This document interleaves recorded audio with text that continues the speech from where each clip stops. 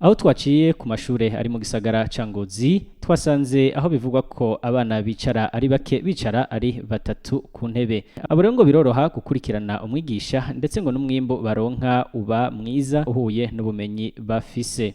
Bwa mbere kuri iri shure nta bana benshi bariko kuko dufise abana 752 abo muri maternelle batarimwo, hanyuma ibirasi nka byose bicara ku ntebe ari batatu.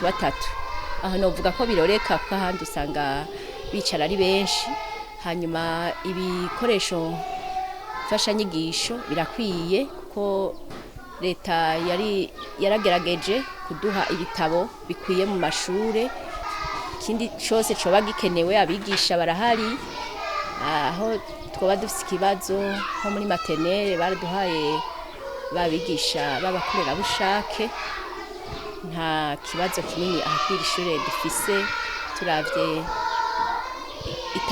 mw'itangwa ry'inyigisho. Fatiye rero muri rusangi nshize hamwe na hamwe usanga ishure duheze umwaka hamenye nka 75 na 6% gutyo.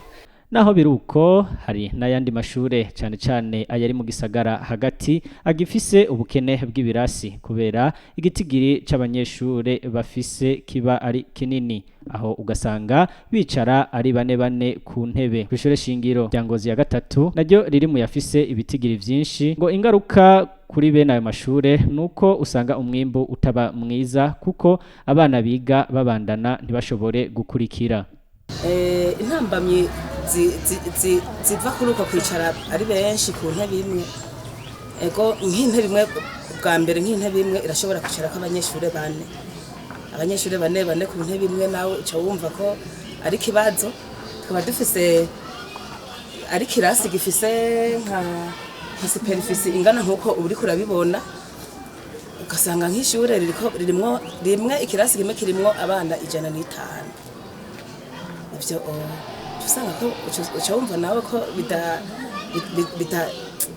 bitorohereza umwigisha cyane bikongera kandi bigaca bigaruka ku munyeshure, ntibishobora kumwungura ubumenyi bivanye n'uko kuntu bariko baricara ari benshi. Kuri ayo mashure bafise ubukene bw'ibirasi, bakaba basaba intwaro gufasha kugira nabo baronke ibikwiye abana nabo bige neza. Tubibutse ko naho hari ahakivugwa ubukene bw'ibirasi mu buyobozi bw'intara ya Ngozi, hari umugambi wo gusanura ibirasi no kongereza aho bitari wari watangujwe mu mwaka uheze mu ntumbero yo guteza imbere igisata c'indero.